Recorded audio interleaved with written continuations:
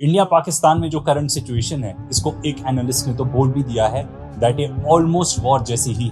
दोनों देशों के बीच में आर्टिलरी फायरिंग तो एक्सचेंज हो ही गई है, drones, missiles, air strikes, in fact even दोनों देशों ने एक दूसरे के एयरफोर्स बेसिस भी टारगेट कर दिए हैं। एज अ रिजल्ट इंडिया में तो खास तौर पे कई सारे स्टेट्स और सिटीज में ब्लैकआउट्स किए गए हैं, इफेक्ट होने लगी है, एजुकेशनल इंस्टीट्यूट्स को बंद कर दिया गया है, लोगों को बोला गया है घर बैठे। पर असलियत तो ये है कि अभी तो वॉर चालू भी नहीं हुई है, ये तो सिर्फ एक छोटा मोटा कॉन्फ्लिक्ट थी। इमेजिन अगर फुल स्केल वॉर हो जाती है जो हमारी जनरेशन ने कभी भी नहीं देखी, वो भी आज के मॉडर्न वेपन्स के साथ, तो क्या होगी सिचुएशन। हम वैसे हमेशा आपको फैक्चुअल वीडियोस बताते हैं, ये भी फैक्ट ही है, पर ये अभी हो नहीं रहा है। तो इसलिए हमने सोचा कि हम आपको एक ऐसा वीडियो बताएं कि अगर मान लीजिए फुल स्केल वॉर होती है तो फिर क्या क्या आप एक्सपेक्ट कर सकते हैं। सबसे पहले तो इकोनॉमिक कॉन्सिक्वेंसेस देखते हैं, रुपी क्रैश कर जाएगा। इनफैक्ट थोड़ा सा हुआ भी था जब ऑपरेशन सिंदूर स्टार्ट हुआ था। रशिया और इजराइल का ही एग्जांपल ले लीजिए, इकोनॉमी तो क्रैश कर ही जाएगी। खास तौर पे जो लोग आप स्टॉक मार्केट पे पैसा लगाते हो, आप इमेजिन करो कि ये भी डाउन ही जाएगा। एंड इनफैक्ट इतने ज्यादा क्रैश कर सकते हैं कि उसको रिकवर करने में सालों लग जाएंगे। अब आप कहोगे कि यार रशिया और इजराइल के तो वापस आ गए। देखो, आप इन दोनों देशों के साथ तो कंपेयर मत करो। रशिया के पास ऑयल है, वो डिफेंस मैन्युफैक्चर है, one of the biggest in the world, तो वो अपने आप को सस्टेन कर सकता है इस पर्टिकुलर वॉर में। इनफैक्ट कहीं ना कहीं तो ये पर्टिकुलर देश वॉर से प्रॉफिट ही करता है। इजराइल की बात करो तो वो तो परपेचुअली वॉर पे ही रहती है। एंड इजराइल के पास है उसके फॉपो यूएसए में, जो उसको इनफाइनाइट मिलिट्री एड देते रहते हैं। इनफैक्ट एड देते रहते हैं, उससे उनकी इकोनॉमी भी चल जाती है, उनका मिलिट्री एक्सपेंसेस भी होते रहते हैं। हमारे डिफेंस बजट को बढ़ाया जाएगा, which would mean less spending on our own infrastructure. Inflation already problem है, ये और बहुत बड़ी प्रॉब्लम बन जाएगी। अनएम्प्लॉयमेंट तो आउट ऑफ हैंड ही जा सकती है। फूड प्राइसेस इतने ज्यादा बढ़ जाएंगे, जिनके पास पैसे हैं वो पैसा लेके देश छोड़ने लगेंगे। बहुत सारी कंपनीज जो यहाँ पे एम्प्लॉयमेंट देती हैं, अगर यहाँ पे माहौल सही नहीं रहेगा तो वो भी जाने लगेंगी। बिकॉज इंडिया इतना बड़ा देश है, अभी तक तो जो लोग अफेक्ट हो रहे थे इस पर्टिकुलर कॉन्फ्लिक्ट से, वो बॉर्डर के पास ही थे। आप उनसे ही पूछ लीजिए उनको डे टू डे क्या खास तौर पे रात में नींद भी आती होगी। जब रात में ब्लैकआउट हो चुका है, सायरन बज रहे हैं, कहाँ बम गिरेगा, क्या फटेगा, इतनी अनसर्टेनिटी है, क्या उनको अच्छे से नींद आती होगी। कैसा होता है ना, ये जम्मू एंड कश्मीर के लोगों से पूछो, उन लोगों से पूछो जो एलओसी के दोनों साइड्स पर हैं, वहाँ कितनी मौतें हुई हैं। आई नो ऑफ समवन, उसने ये पर्टिकुलर पोस्ट डाला था, सुनिए वो क्या कहता है। वो बताता है कि वॉर की स्थिति में आपके पास सिर्फ 2 घंटे हो अपने घर में सब कुछ रैप अप करके जाने के लिए, और आपको पता भी ना हो आप फिर वापस आओगे या नहीं।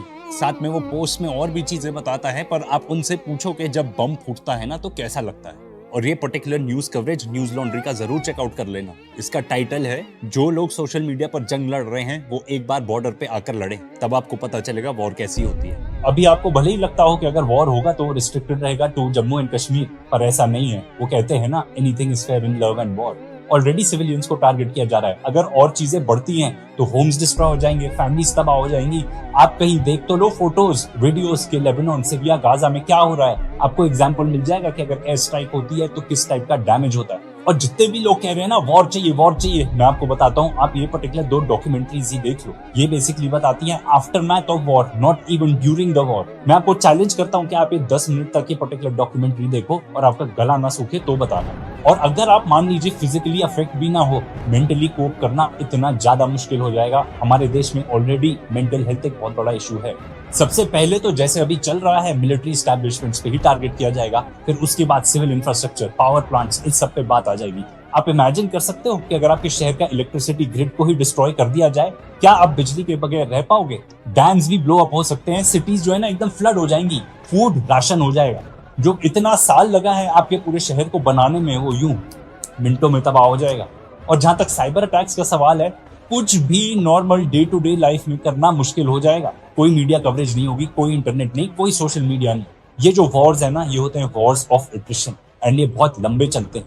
आप रशिया यूक्रेन का ही एग्जांपल ले लो। कहाँ सोचा था कि रशिया तो इतना बड़ा देश है, यूक्रेन को यूं तबाह कर देगा। आज 3 साल हो गए हैं, अभी तक तो नहीं खत्म हुआ है वो वॉर। इजराइल पैलेस्टाइन को देख लो, वो तो खैर वॉर भी नहीं है, वो तो एक जेनोसाइड ही है। एंड इजरायलीज, जिनको हम मानते हैं कि one of the most formidable आर्मीज है, वो एक गाजा में हमास को नहीं हरा पा रही, जिसके पास ना कोई एयर डिफेंसेस हैं। वो तो एक इनफैक्ट एक मिलिशिया है, आर्मी भी नहीं है। यूएस इराक वॉर 2003 में चालू हुआ, 2011 में खत्म हुआ। एंड मैं फिर से बताता हूँ, आज की डेट में तो कॉन्फ्लिक्ट इतनी छोटी है, जो नॉर्थ में ही हमारे एयरपोर्ट्स हैं वही बंद हो गए। कितना बिजनेस का नुकसान हुआ है आप इमेजिन भी नहीं कर सकते। लोगों को बोल दिया है अंदर रहो, बिजनेस सफर होता है, स्कूल नहीं जा पाएंगे आपके बच्चे, पढ़ाई नहीं कर पाएंगे, कोई पर्सनल लिबर्टी नहीं रह जाएगी। ये जो मॉडर्न वॉरफेयर है ना, ये सिर्फ एलओसी तक सीमित नहीं रहता, ये कब आपके घर तक पहुंच जाएगा आप इमेजिन भी नहीं कर सकोगे। मैं तो खुद ही बताता हूँ कि इतने टाइम से हम बाहर के वीडियोस देख रहे हैं कि ईरान में ये हो गया, इसराइल में ये हो गया, सीरिया में ये हो गया, गाजा में ये, लेबनान में ये, ऐसे एयर स्ट्राइक्स हो रही हैं। पर जब आज के डेट में वो हमारे घर तक पहुंच गया है, ये कितना स्कैरी है आप इमेजिन नहीं कर सकते कि क्या क्या हो सकता है। दोनों देशों के पास ऐसी मिसाइल्स हैं कि वो कभी भी किसी भी सिटी को टारगेट कर सकती हैं। इससे पता है क्या होगा, अगर एक भी सिटी को बॉम्बार्ड किया मिसाइल से, लाखों लोग डिस्प्लेस हो जाएंगे, उनके पास घर नहीं होगा। आपने इतनी मेहनत करके जो घर बनाया ना, एक चुटकी में वो सब खत्म, आपकी पूरी फैमिली तबाह हो सकती है। बहुत मुश्किल है ना इसको इमेजिन नहीं करना। जी हाँ, वॉर ऐसा ही होता है। अगर एक अटैक हुआ एक सिटी पे, you know what will this result in? कोई हॉस्पिटल नहीं, कोई मेडिसिन नहीं, खाना नहीं आ पा रहा, पीने तक को पानी नहीं मिलेगा, बच्चे अनाथ हो जाएंगे, फैमिलीज तबाह हो जाएंगी। आपको पता है आपके शहर में ही कितने बॉम्ब शेल्टर्स हैं? अगर सायरन बजेगा तो आप कहाँ जाओगे, आपको पता है? अभी जब हमारे यहाँ मॉक ड्रिल्स ही हुई थी तब पूरा शहर को एकदम डार्क कर दिया था, सायरन्स बज रहे थे। उसी को देख के ऐसा माहौल हो गया था, कहाँ बम गिरेगा, किस पे गिरा, कुछ नहीं पता रहेगा। रोज के रोज इतनी अनसर्टेनिटी हो जाएगी, जो आपको बोरिंग लाइफ लगती है ना, अभी वो जन्नत लगेगी। और अगर आप फिर भी सर्वाइव कर गए तो इमेजिन करो कि अगर आपका शहर है, अगर उस पर बॉम्बार्डमेंट होती है, पूरा शहर ब्लो अप हो जाएगा एशेज में। ना बच्चों के स्कूल बचेंगे, ना प्लेग्राउंड बचेगा, कोई हॉस्पिटल नहीं बचेंगे, कोई ऑफिस नहीं, लोगों के घर तबाह, हर तरफ डेड बॉडीज ही होंगी, हवा इतनी खराब हो जाएगी कि सांस भी नहीं ले पाओगे आप। और अगर आप सर्वाइव भी कर गए बॉम्बिंग्स, तो इस बात की कोई गारंटी नहीं है कि आपकी लाइफ वैसी रहेगी जैसी थी। आपकी टीवी मीडिया आपको जितना बताते रहे, हाँ इंडिया ज्यादा स्ट्रॉन्गर मिलिट्री है, इतनी पावर है, ये सब सच। पर आपको क्या लगता है पाकिस्तान के पास कोई आर्मी नहीं है, उनके पास कोई डिटरेंस नहीं है? जो पिछले 3-4 दिन में हुआ है, ये उस बात का सबूत है कि अगर आप अटैक करोगे तो सामने वाला भी अटैक करेगा, टिट फॉर टैट चलेगा। और ये इस बात का भी सबूत है कि पाकिस्तान के पास भी अपनी कैपेबिलिटीज है, वो कोई ऐसा कोलैप्स नहीं हो जाएगा। और जो कोई भी ऐसा सोचता है आज के डेट में, बहुत ही बड़ा बेवकूफ है। रिजल्ट तो ये होगा कि हमें मिलेगा कुछ नहीं, डेथ और डिस्ट्रक्शन होगी दोनों साइड्स पे। और अगर इंडिया कुछ भी ऐसा रिडिकुलस कर दे, जैसे कि टीवी न्यूज वाले बताते हैं, इनफैक्ट वो तो बताते हैं कि ऑलरेडी कर ही दिया, कराची में बॉम्बार्डमेंट कर दी, लाहौर ले लिया, ये सब बकवास बताते हैं, इस्लामाबाद तक पहुंच गए। और जैसा ये एडवाइस करते हैं ना कि हाँ हम कराची पोर्ट का ब्लॉकेड कर सकते हैं, ये इतनी ज्यादा डेंजरस बात है। ये फैक्ट है कि पाकिस्तान छोटा देश है हमसे, उसकी आर्मी, कन्वेंशनल आर्मी हमसे थोड़ी छोटी है, इसीलिए तो उन्होंने न्यूक्लियर बॉम्ब में इन्वेस्ट किया है कि अगर कोई भी काम आप ऐसा करोगे जिससे उसको एग्जिस्टेंशियल थ्रेट होगा, उसके पास अगर कोई ऑप्शन नहीं बचेंगे तो वो न्यूक्लियर बॉम्ब यूज कर सकता है। और ऐसा तो उनके खुद डिफेंस मिनिस्टर भी कहते हैं। एंड इनफैक्ट हमारे टीवी न्यूज को तो ये बात करनी चाहिए कि पाकिस्तान की न्यूक्लियर डॉक्ट्रिन क्या कहती है। इनफैक्ट मैं आपको बताता हूँ क्या कहती है। वो कहती है कि हमारा नो फर्स्ट यूज वाला पॉलिसी नहीं है जो इंडिया का है। एंड अगर कुछ भी चीज होगी ऐसे एग्जिस्टेंशियल थ्रेट, फॉर एग्जांपल आप पीओके लेके आप लाहौर तक पहुंचने लगे, वो एक एग्जिस्टेंशियल थ्रेट है। या अगर आप कराची पोर्ट पे ब्लॉकेट कर दोगे तो ये एग्जिस्टेंशियल थ्रेट है, एंड इस टाइम पे वो यूज कर सकता है। आप इसको गूगल करके देख लो, कोई भी देश, चाहे वो रशिया हो, ईरान हो, एंड नाउ पाकिस्तान, हर कोई यही मानता है कि a world without our country is not a world worth living. क्योंकि अगर हम खत्म होंगे तो हम सबको खत्म कर देंगे। ये तो थी वॉर की बात। आफ्टर मैथ ऑफ वॉर क्या होगा?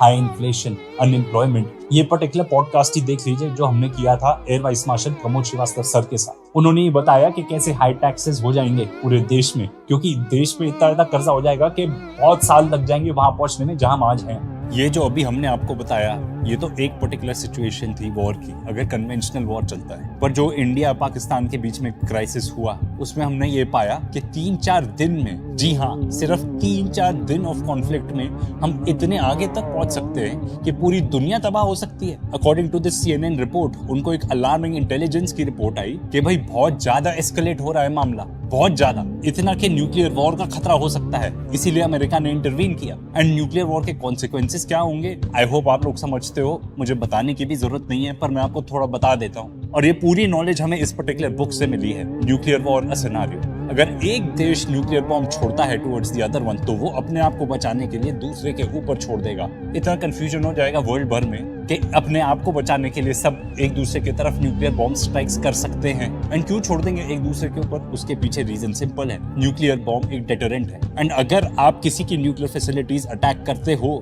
तो वो मजबूर हो जाएगा कि भाई मुझे तो अपना बटन दबाना ही पड़ेगा, ये न्यूक्लियर बॉम्ब यूज करना ही पड़ेगा, क्योंकि वो अगर वो मेरी कैपेबिलिटी को खत्म कर देता है तो मैं खत्म हो जाऊंगा। ये जो पर्टिकुलर कॉन्फ्लिक्ट थी हमारी, इससे क्लियर होता है कि 3-4 दिन में हम कहाँ पहुंच सकते हैं। हमारे देश में इतने बेवकूफ, और मैं उनको बेवकूफ ही बोलूंगा और मैं बुड्ढे भी बोलूंगा क्योंकि ज्यादातर उस पर्टिकुलर एज के लोग ही ये सब बात कर रहे हैं कि न्यूक्लियर वॉर हो जाएगा तो क्या हो गया, हम कर सकते हैं अटैक, ये वो।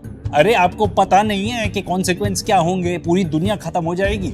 जहां जहां न्यूक्लियर बॉम्ब फटता है वहां फसल भी नहीं उग पाती, एटमॉस्फेयर की ऐसी हालत हो जाएगी कि सनलाइट तक नहीं आ पाएगी, आप क्या खाना उगाओगे। और अगर बच भी जाओगे ना तो स्थिति ऐसी होगी कि लगेगा कि भाई काश मर ही गए होते हैं। ऐसा है न्यूक्लियर वॉर। और ये बात और ध्यान रख लीजिए कि इंडिया के पास, पाकिस्तान के पास, दोनों के पास न्यूक्लियर बॉम्ब्स हैं। अगर ये दोनों आपस में लड़ते हैं तो ये दुनिया की प्रॉब्लम हो जाती है। और आप ये भी देख लीजिए कि 3-4 दिन में ही हम वहां पहुंच गए। तो ये एब्सोल्यूट बेवकूफी है अगर हम ये समझते हैं कि न्यूक्लियर थ्रेट रियल नहीं है, और अगर कोई थ्रेट दे रहा है तो उसे भी हल्के में नहीं ले सकते। इसीलिए जहां तक इंडिया पाकिस्तान की बात है तो आर्म्ड कॉन्फ्लिक्ट तो सोल्यूशन है ही नहीं, आपको डिप्लोमेसी पे ही आना पड़ेगा। क्योंकि at the end of the war it's the cost of war that will be difficult to count. And हमको क्या मिलेगा इससे? मैं पूछता हूँ, मेरे आसपास बहुत सारे लोग कहते हैं पाकिस्तान को तबाह कर देना चाहिए, पीओके ले लेना चाहिए, कराची को तबाह कर देना चाहिए, वहां से बलूचिस्तान अलग हो जाएगा। तो मैं पूछता हूँ उससे हमको क्या फायदा मिलेगा उससे? अगर आप टेररिज्म खत्म करना चाहते हो तो ऐसे नहीं होगा, इनफैक्ट उससे बढ़ेगा।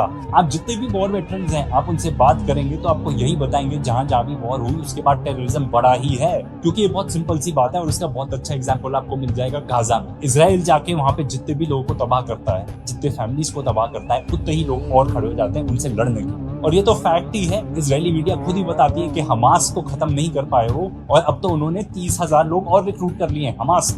तो ये जो चक्का है ना टेररिज्म का, ये चलता ही रहेगा अगर आप ऐसी कुछ हरकतें करेंगे। मीडिया में जितने लोग भी चिल्ला रहे हैं ना वॉर वॉर, मेरा आपसे रिक्वेस्ट है आप किसी ऐसे आदमी को बुलाओ, समझदार आदमी को जिसने वॉर देखा हो, और उससे पूछो कि वॉर कैसा था। एंड अगर मीडिया तो देखो ऐसा करने वाली है नहीं है, डाउट। आप खुद जाके ये जो पर्टिकुलर डॉक्यूमेंट्रीज हमने आपको बताई हैं, हम फिर से बता रहे हैं, लिंक्स भी देंगे डिस्क्रिप्शन में, जाके देखिए। Pictures of death and destruction, war कैसा होता है, वॉर के बाद क्या होता है वो देखिए। क्या आप चाहते हैं आपका शहर, आपका देश भी ऐसा बन जाए? ये जो वॉर्स हैं हमारी दुनिया में ही हो रहे हैं, तो हम कैसे कह सकते हैं हमारा वॉर अलग होगा?